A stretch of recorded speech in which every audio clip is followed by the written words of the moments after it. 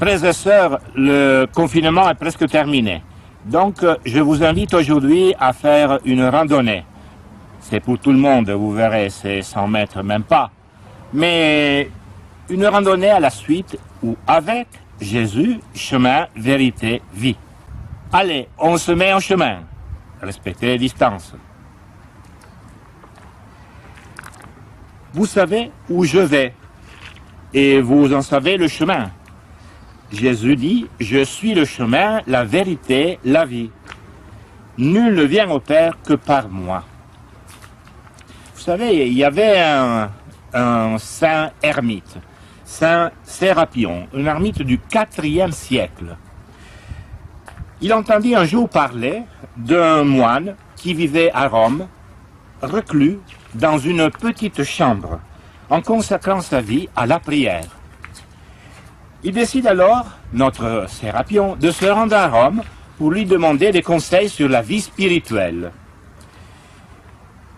L'ayant trouvé, il demande à ce reclus comment peut-il vivre enfermé toute la journée dans une petite chambre. Et le reclus lui répond, « Mais moi, je ne suis pas enfermé, je suis tout le temps en chemin. » Voilà, frères et sœurs, les premiers chrétiens voyaient la vie chrétienne, la vie d'un baptisé, comme un chemin, un sentier, un parcours avec Jésus ressuscité qui marche avec nous. La vie est un chemin.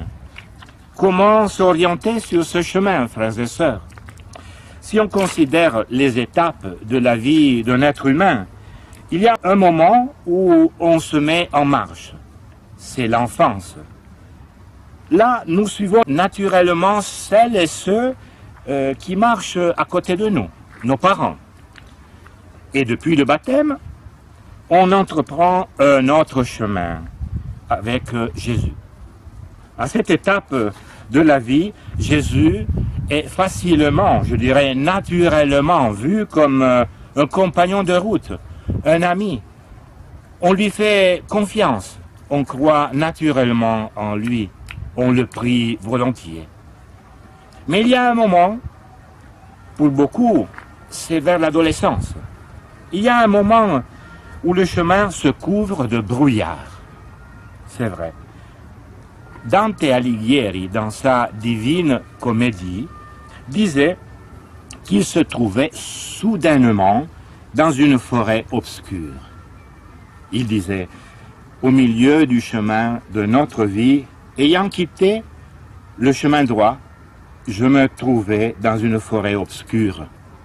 Ah, qu'il serait dur de dire combien cette forêt était sauvage, âpre, épaisse. La pensée seule en renouvelle la peur. Elle était si amère que guère plus ne l'est la mort. Divine Comédie.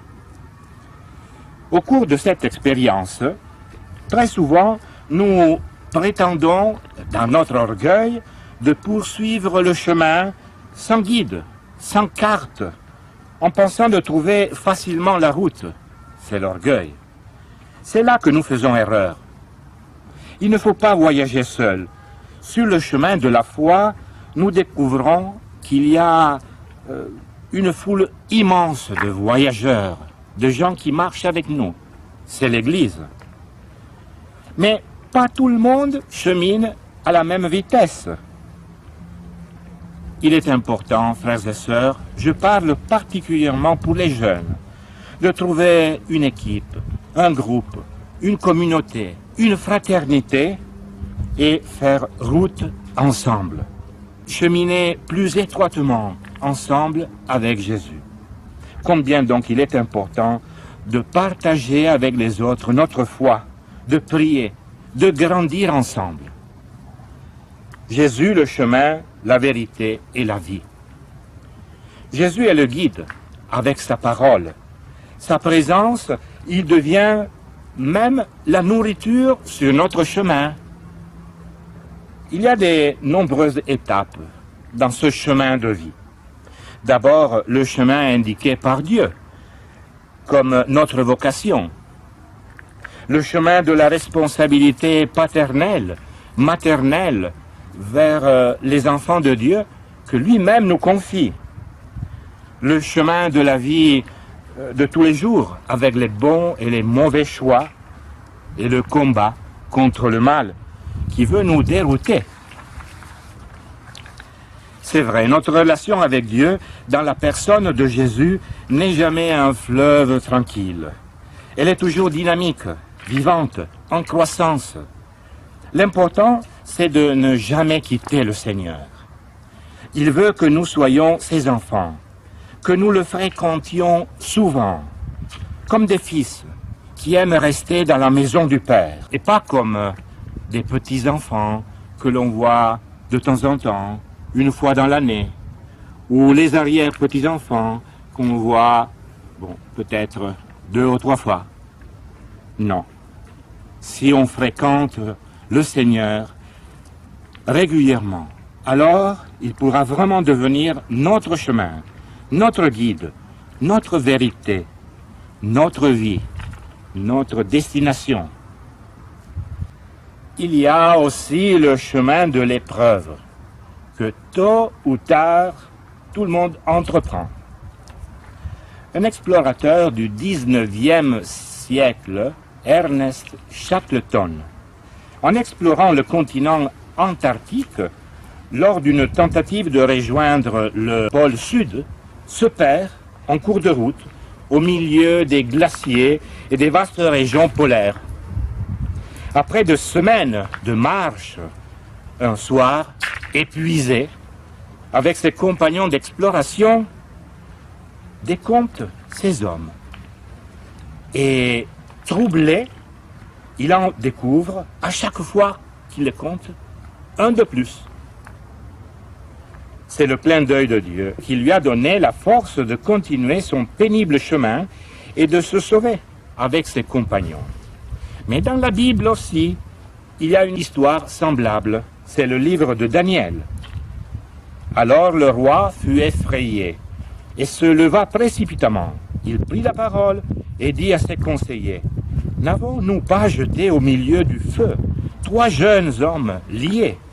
Ils répondirent au roi, « Certainement, mon roi. » Il reprit et dit, « Eh bien, je vois 4 hommes, sans lien, qui marchent au milieu du feu et qui n'ont point de mal. Et la figure du 4e ressemble à celle d'un fils de Dieu. » Jésus ne nous abandonne jamais. Il fait route avec nous, discret guide. Il nous fortifie pour passer des caps parfois difficiles.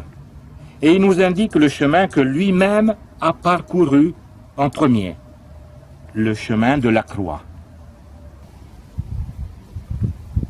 Le terme du chemin, c'est Jésus. À la fin de notre vie, en se retournant, en regardant ce que nous avons parcouru, nous découvrirons que Jésus était là, même quand nous l'accusions d'être absent. Je reprends alors la phrase de l'Évangile. « Je suis le chemin, la vérité et la vie, dit Jésus. Nul ne vient au Père que par moi. »